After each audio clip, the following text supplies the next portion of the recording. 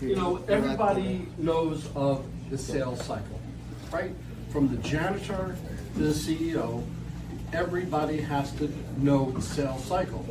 So your employer, or if you're a solopreneur, just you have to learn your product. You learn your product so well that you can talk about it at any pace. But what don't they teach you? They don't teach you to network properly. Because you can go to a networking event or meet with somebody one-on-one, and what happens? You have a great meeting, you have a great contact, but nothing ever really comes out of it. It's not because of what you sell, it's the way that you sell it and the way that you follow up. And I feel that the follow-up is 100% more important than actually meeting the person. So that's what I'm going to teach you. A little bit louder, only because we have people here. I don't know. If a little bit louder? Yes. There you go. Okay. You got it. Why does everyone network? What's the main purpose? Make money, Business together. right? You want to sell a product to what? To make money, whether you're salaried or commission, it doesn't make a difference. But that is your ultimate goal, and that is to make money. And I am here to tell you that without networking, you won't make it. All right? So, first thing is you have to, whenever you're meeting up with somebody, whether you're meeting with just an individual person or a networking event, I'm going to use a networking event really as my base, because that's where you go out and you network to communicate what you're selling. And what you're selling is who you are. So now you have their problem right in front of you. And it's your job to find out what the solution is. Is that the end of it? No. Okay, you have a problem. I have your solution. I figured out your solution, and okay, wham bam, thank you ma'am, we're done. Wrong. Here is the solution. Here is where your customer is going. That's where you want to go. You want to be able to meet them where they're going, because otherwise, they're done with you. They don't need you anymore. And that's not true, right? So, I'm going to give you this screen. Take every opportunity to meet new people, focus on how you can help, go alone, strictly for extroverts, I'll get to that in a minute. Don't forget your business cards and the follow-up. This is what I'm going to teach you today, right? So these are the main points. And when I say extrovert versus introvert, there's not that much of a difference, believe it or not. There's not that much of a difference, and I'll go into that. So, I want you to think about this line. People love to buy, but they hate to be sold to. Right? How many times have you walked into a car dealership and the guy said, "Hey man, I'm Alex. Oh, this model's great. It's got this point, this point, this point. It's got great lines, and tells you all about it and everything." And you're standing here going, "I just came to look, man. Just leave me alone." Or walk up to somebody, or you have walked up by a salesman and say, "Hey, I'm Malcolm. If you need me, I'm right over there." And you look at it at your own pace, and if you have a question, which 99% of the time you do, you're going to ask them, right? So that's a different in a sales technique. Now, here, okay, smile. That's the first thing that everybody looks at, right? If you're going to smile, right? Celia, our queen of nonprofits, right? What does she always do when she walks into a room? Smiles. It's the most important thing. If you walk in with a frown, nobody's going to want to talk to you, right? So you have to look the person in the eye. Nobody likes to talk to somebody as they're talking to somebody and looking like this, right? You don't want to do that. You also want to make them feel like they're the most important person in the room. Now, when you're talking to somebody, you'll see somebody walking behind them that you really want to talk to. What do? You finish your conversation with that person. You remain with eye contact. Now you know instinctively where that other person is walking and who they're talking to. But you finish your conversation, you have eye contact, because that is the most important thing, and they are the most important person in the room. Okay? That's your eye contact. I have a story from New York versus Georgia. I come from New York. If you can't tell by my accent. See, I don't think I have an accent. I think you all have an accent. All right, so it's different. There's a distinct difference between a New York person and a Georgia person. And I don't have the time to go into that, so I'm not going to. And be polite. Be polite. You have to treat the janitor as well as the CEO. I have another story for that, right? Where I actually walked into a building and I met the janitor. Long story short, I was sitting down with the CEO of the company, and I said, "How you doing?" And he said, "Oh, hey, Jeff." And I turned around, and it was the janitor. I said, "Oh, you know him?" Because that's my brother-in-law. So if I didn't, I made nice. I spoke to him. I said, "How you doing? Can I help you with anything?" Anything like that. And then I walked up to the CEO's office. If I didn't do that, what would the CEO would have thought of me? Right?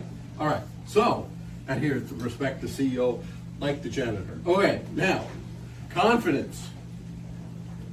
When you're talking to somebody, square your body up with them. Don't say, "Hey, how you doing?" Because what does that mean? You're looking over here. Right? If you're not looking over here. You have to speak with the person directly, shoulders square. Okay, friendly facial expression, hands in plain sight. Listen, if you're talking like this, or if you're talking with your hands in your pocket, you're lost, right? I'm Jewish, I married an Italian girl, and she talks with her hands, right? If you realize that every time you speak with somebody, your hands are moving. You're trying to accentuate what you're saying with your hands. Don't stop that. I don't mean like, "Hey, Crazy Eddie." That's a commercial from a long time ago. Okay, so just, you gotta talk with your hands. That's really easy. Now, this is simple. Middle steeple. I love saying this. There's a Roof Max commercial. And the guy is out there and he's talking like this. And you should always talk about, use Roof Max and everything. This is called the middle steeple. This is a lower steeple. This is a higher steeple. This is a middle steeple. First thing you think about when you do middle steeple, don't do it. Don't do it. Keep your hands free, right?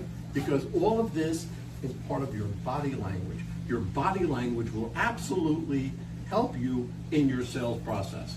Now, enunciate. This is going to be a little bit of a problem with somebody from a different country or something else. You have to learn how to enunciate. If you don't enunciate, you're lost. Because they'll sit there yesing you to death.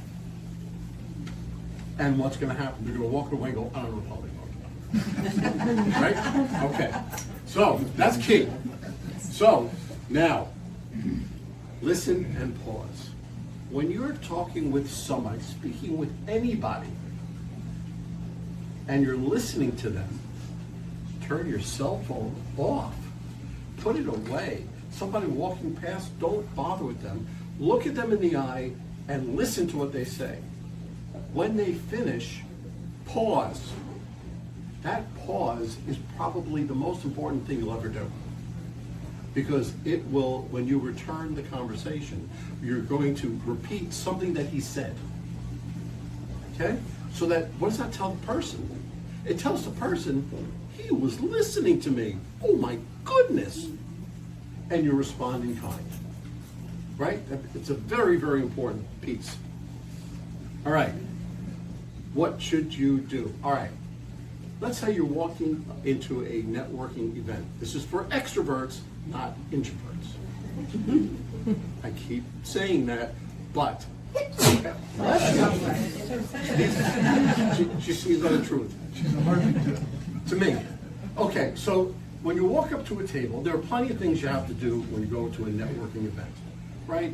You usually have a piece of paper, you pick it up, and you see where the tables are, you see all the networking. You go out and you find a table that you want to walk up to, usually 4 or 5 people. You walk up to them, what do? You don't speak at all, don't talk. You walk up and you listen. You listen for the conversation. Is this a conversation that I want to be a part of? Oh, it's not. They're talking about their mother's baking, and I came here to the network. I don't want to talk about that. Let me go to a different table. Politely bow out. You haven't said anything yet. That's fine. Go to the next table. Let's say you walk up to the table, and it is a conversation you want to be a part of. Wait for the conversation to come around to you, or a break, and then you say something with intelligence. Remember, you are the expert of your field. You are the expert. So what you say should mean, be very important, okay? But all you're trying to do is get the attention of at least 2 people. And okay, you got the attention of the 2 people. You turn the conversation over to them, and I use something called FORM, F-O-R-M, family, occupation, recreation, and a message. So, after you speak to one person, have them ask them about their family, their mother, father, sister, brother, son, daughter. I usually try to get them on a youth sports level. Why? I was a baseball coach for 16 years. I was an umpire for 3 years. All right? So I can talk with anybody about any youth sport because I coach football, I coach basketball, believe it or not, basketball, right? But I got them to speak. And what do people love to do? Talk about themselves. They talk about their family. Right? So once you get them do it, then all of a sudden you kind of turn the conversation to what they do. And you talk about it and say, you know something? I like you. I like what you do and how you do it. How can I make you more successful? How can I be a good referral source for you? And if I did my job correctly, they'll turn around and say, Mike, I'm going to tell you to do yet. And you're trying to make me more successful? Yes. You're going in with what's called a servant's heart. You're going in looking to give, not to receive. And you get much more, you get much further ahead with something like this. Okay, that's form, but I'll go into that afterwards. Okay. Family, occupation, recreation, and message. We could spend a whole half an hour just on that. Just kind of remember that, and when you're walking up to a table, get them to say it. Okay, what do you have in common with the person? Because you want to talk about something that you have in common with them. Is it your occupation? Is it, do you go skiing, boating, youth sport, something, anything to get them on the same level as you. All right? The first thing you do is ask a question, because when you're answering a question, listen, every time you meet somebody or go into a networking event, there's a wall between you and the person. Know you, like you, trust you, they'll do business with you. If they know you, well, everybody will know you. How about like you? Well, that kind of narrows the field down a little bit because everybody's not going to like you. But trust, nobody is going to do business with you unless they trust you. Now, when you're speaking with somebody and about their family, about their recreation, about anything like this, what's happening? That wall between the two of you is going down, and that trust level is going up. Once you get the trust level up, then it kind of opens you up to doing business. All right, just different things. When you walk into an office, right, you have a one-on-one meeting. walk into an office, take a very quick note, about 30 seconds, to figure out what you can talk about. Does he have a picture of his son, daughter, grandson, whatever, youth sports, always my go-to? How about a musical note, a picture of music, something of art, something on the wall, something will tell you what this person is all about. Talk about it. Even if you don't know, I know nothing about music. Nothing. I'm telling you, I know less than nothing. But if I see something on the wall, I see a musical instrument or a picture or something else, I'll ask them about it. Because they love to talk about themselves. Anybody else with a cell phone like that, please silence it. Okay, so sports, music, art, it's really everything that you want to do. There is the mantra. Always remember the mantra with networking.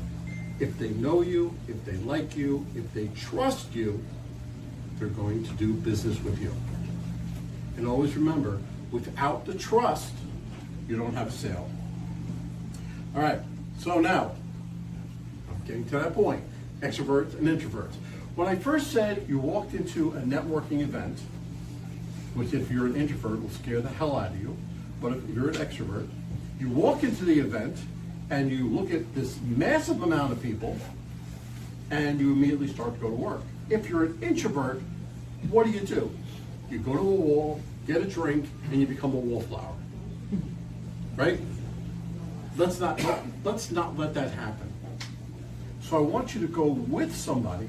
I know I said go alone, but that's for an extrovert. If you're an introvert, you go with somebody that knows you, knows what you do very well. And as you're walking up to that table and that conversation comes around, and it is a conversation that you want to be a part of, either you kick them or nudge them or something, and say, oh, you know something? Michael knows a lot about that subject. Michael, why don't you tell us a little bit about that? It's kind of like an introduction. And all of a sudden, the introvert is less, right? So if you do that enough times, when I say enough times, not the first time, because the first time you go out and network, if you're new to networking and you go out and you try this, you're gonna suck. No choice about it, okay? The second time, you're gonna suck that much less. The third time, even less. By the fourth time, maybe the fifth time, if you're an introvert and you have your wingman, I call it a wingman, I was in the Air Force. So a wingman, then you probably won't need that wingman much more, right? You're kind of like flying on your own. And like I said, I could have, done that for another 30 minutes. All right, now the follow-up is what I feel is the most important. When you follow up, when you get back to that, your office or your house, whatever, you follow up that evening with a thank you. Say, hey, thank you very much for your time. I hope you enjoyed yourself. Hope to do business with you, Michael. Right? Send it off. The very next morning, here's the clincher. You send a thank you note. A handwritten thank you note. Handwritten in the age of technology? Oh no! Handwritten thank you note. This goes so far, you have no idea. I usually say, listen, I was in the mortgage industry, and I used to go to a networking event. I used to come home with a shoebox filled with business cards. Oh my God, look how good I did when I did horrible. Right? I went to the school of hard knocks. I did everything wrong before I did them correctly. So you take that thank you card, you write almost the same thing, right? Hey Frida, this is Michael. I met you on such and such day at such an event. We spoke about X, Y, Z. I'm hoping to do business with you soon, Michael. So I've sent that one email. I sent the thank you card. I wait 3 days. I send an email. Hey Frida, this is Michael. I met you on such and such day, such an event. We spoke about X, Y, Z. I say that before I do anytime I touch a point of touch for them, That's what I put in. Why? Because it keeps me top of mind. And just so you know about a sales cycle, it takes 8 to 15 touches. 8 times before they will respond to you. So you're taking care of a lot of this to begin with. Okay, so connect on LinkedIn, Facebook, Instagram, X, whatever platform you use, right? Reach out and connect with that person, soft connect. Now, what I do is I connect with the person, and they're in a roofing company actually, and I sent them an article between metal roofs and asphalt. I said, look, I came across this article. I thought you might find it interesting. Keep giving them that about 3 or 4 times. You have to bring value to the relationship before you can ask for a cup of coffee. Bring value. Otherwise, they don't want to know. I have 10,000 contacts, right? So if I just say, okay, yeah, great, I want to meet you. Listen, when I was at a networking event, I had a guy come walking up to me with a handful of business cards. He said, here, my business card. I want to contact you, everybody. I'll get in touch with you afterwards, and I'll see you afterwards. Zip. And all of us were there with a business card saying, what the hell just happened? Every one of us threw it away. So if you don't want to go through the cost of printing or the embarrassment, don't do that. All right, so now, what are the steps? Do you have a system and consistency? That is the most important part. Everybody here have a CRM, I hope, because every time that you meet somebody, you want to take all of their contact information, put it to your CRM, and thus begins your time in connecting with them. Consistency. That doesn't mean email them, wait a week, email them, wait another week, email, wait 2 weeks, email. That's it. That's not being consistent. By being consistent, you're emailing them. 2 or 3 days later, you email them again. All you're doing is waiting for a response, positive or negative, doesn't matter. That thank you card and the way that my whole secret sauce, I call it, of following up, increases the percentage rate of return of 2%. That's right, 2% of a corporate email gets answered. By my system, by the thank you card and everything else, it raises it up 75%. 75% of you getting a response. Look, the response might be, look, stop emailing me. I don't want your services.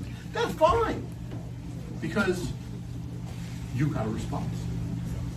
All right, so now, okay, here, expand your network, all right?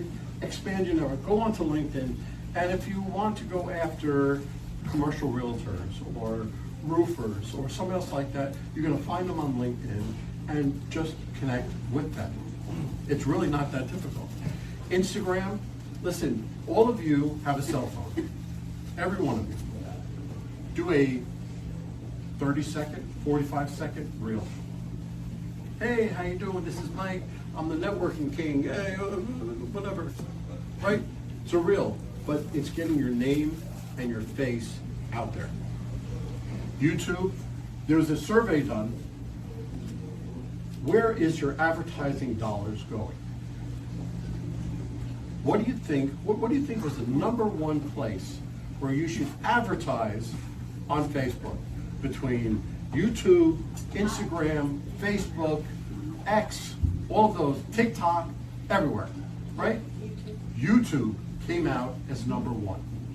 YouTube was the #1 place. So if you don't have a YouTube channel, create one. It takes about 30 seconds, right? What do you think the second one down was? Pretty far too, but the second one down, Facebook. Now, I never put much behind Facebook because I always thought it was for friends, for family, for things like that.